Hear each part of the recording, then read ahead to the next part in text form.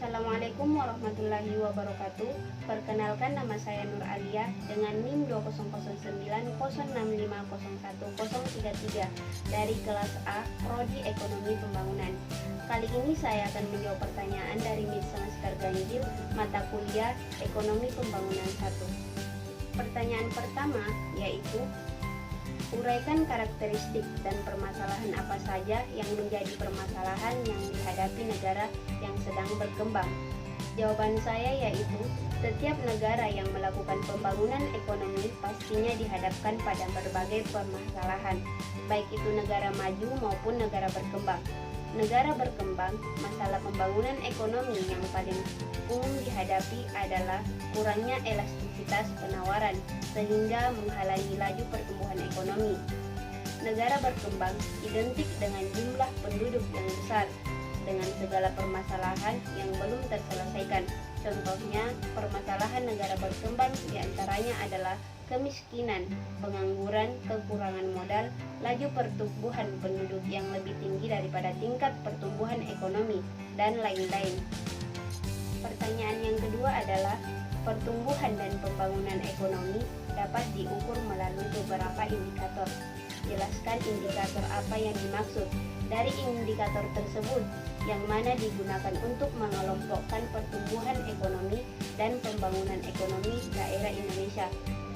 Jawaban saya yaitu, pertama, pendapatan per kapita. Pendapatan per kapita baik dalam ukuran GNP maupun PDB merupakan salah satu indikator makroekonomi yang telah lama digunakan untuk mengukur pertumbuhan ekonomi.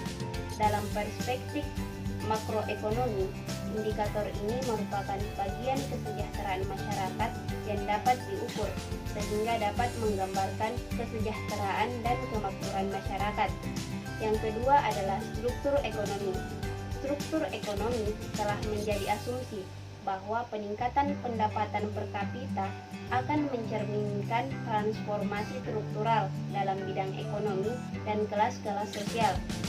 Dengan adanya perkembangan ekonomi dan peningkatan per kapita, kontribusi sektor manufaktur atau industri dan jasa terhadap pendapatan nasional akan meningkat luas. Yang ketiga adalah urbanisasi. Urbanisasi dapat diartikan sebagai meningkatnya proporsi penduduk yang bermukim di wilayah perkotaan dibandingkan dengan di pedesaan. Yang keempat, angka tabungan. Perkembangan sektor manufaktur atau industri selama tahap industrialisasi memerlukan investasi dan modal. Finansial kapital merupakan faktor utama dalam proses industrialisasi dalam sebuah masyarakat, sebagaimana terjadi di Inggris pada umumnya.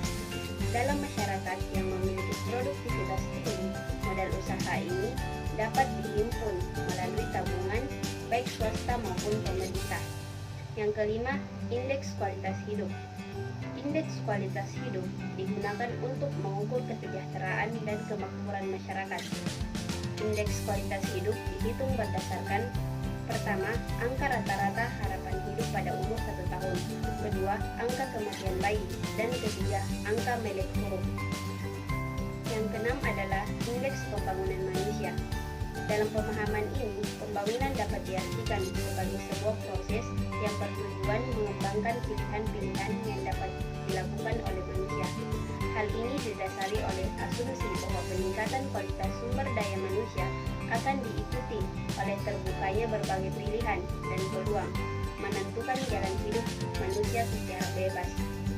Dalam hubungan ini, ada 3 komponen yang dianggap paling menentukan dalam pembangunan, yaitu umur panjang dan sehat, perolehan dan pengembangan pengetahuan, dan peningkatan terhadap akses untuk kehidupan yang lebih baik. Indikator tersebut yang digunakan untuk pertumbuhan ekonomi dan pembangunan ekonomi daerah di Indonesia yaitu produk domestik bruto, PDB per kapita atau pendapatan per kapita, dan pendapatan per jam kerja. Pertanyaan yang ketiga yaitu, di dalam teori pertumbuhan dan pembangunan ekonomi dikenal model 2 sektor neoklasik. Jelaskan makna dari teori tersebut dan implementasi di negara yang sedang berkembang. Jawaban saya yaitu, ekonomi neoklasik adalah istilah yang digunakan untuk mendefinisikan beberapa aliran pemikiran ilmu ekonomi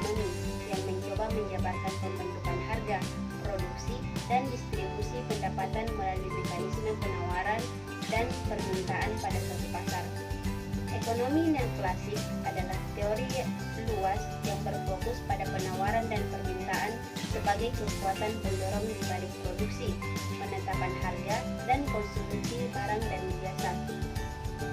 Asumsi-asumsi yang digunakan dalam model Solow atau model yang digunakan di era neoklasik yaitu: pertama, tingkat pertumbuhan angkatan kerja ditentukan secara eksogen. Yang kedua, fungsi produksi merupakan fungsi dari modal dan tenaga kerja. Dan yang ketiga, investasi dan tabungan merupakan bagian yang tetap dari output. Pertanyaan yang keempat yaitu: jelaskan perbedaan model pertumbuhan yang dikemukakan Harold Demar dan Solow Swan serta implikasi terhadap negara yang berkembang. Jawaban saya yaitu teori Harold Demar mengemukakan bahwa terdapat pengaruh baik antara kegiatan investasi terhadap proses pertumbuhan ekonomi suatu negara. Teori Harold Demar menekankan bahwa betapa pentingnya menyisihkan sebagian pendapatan negara untuk membiayai dan memperbaiki barang-barang seperti bangunan, material, peralatan, dan sebagainya yang mengalami kerusakan. Sedangkan teori Solow Swan merupakan teori yang menyatakan bahwa tingkat pertumbuhan output ditentukan oleh pertumbuhan eksogen, yaitu kemajuan teknologi.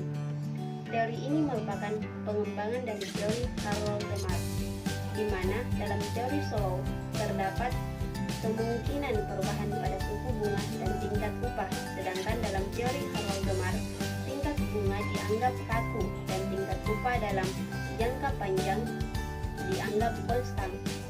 Model pertumbuhan yang dikemukakan oleh Solow ini menggambarkan suatu perekonomian suatu negara di mana pertumbuhan outputnya merupakan hasil dari dua jenis input, yaitu modal dan tenaga kerja.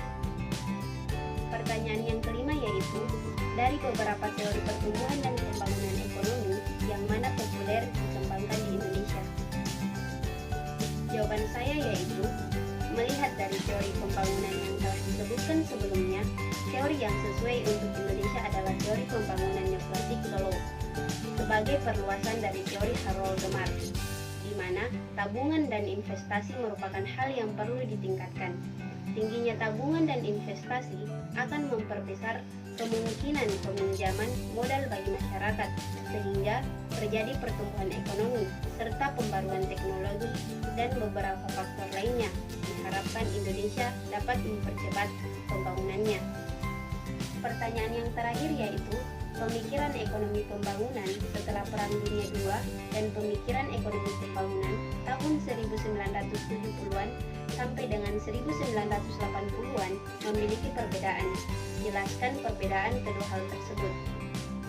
Jawaban saya adalah: setelah Perang Dunia II, sejumlah negara berkembang memperoleh kemerdekaan dari negara-negara sebelum penguasa kolonial.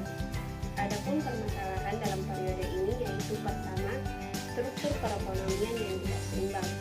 Dua, sebagian besar penduduk Indonesia menempati Pulau Jawa. Di luar Pulau Jawa, jumlah penduduk relatif kurang. Dan yang ketiga, rendahnya daya beli masyarakat. Sedangkan sejak tahun 1970-an sampai dengan 1980-an, ekonomi neoklasik berusaha menciptakan bidang studi yang lebih positif, matematis, dan ilmiah daripada politik normatif. Adapun permasalahan dalam periode ini yaitu: pertama, perekonomian semakin terbuka sehingga pengaruh gejolak perekonomian internasional semakin terasa. Kedua, industrialisasi kurang berkembang akibat daya beli masyarakat yang rendah. Ketiga, kesenjangan pendapatan semakin terasa baik antar golongan maupun perekonomian. Dan yang kelima, kurangnya pengawasan dalam proses pembangunan.